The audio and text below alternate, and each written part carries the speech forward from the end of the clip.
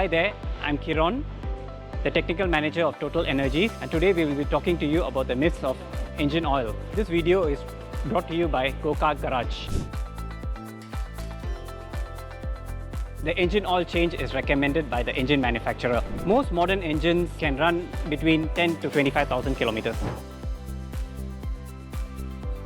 Oil top-ups are not recommended. However, during an oil change, if you're using an oil which meets the OEM recommended list, it can be used. Visual inspections of engine oils is not recommended. This is not true. The oil's function is to protect the engine. Using a superior oil, a well-formulated oil, provides better protection. There are various additives going into the engine oil formulation. Some are to protect the engine itself. A balanced formulation is required because various additives actually work adversely with each other. Therefore, a well-formulated engine oil with the right additive package is required.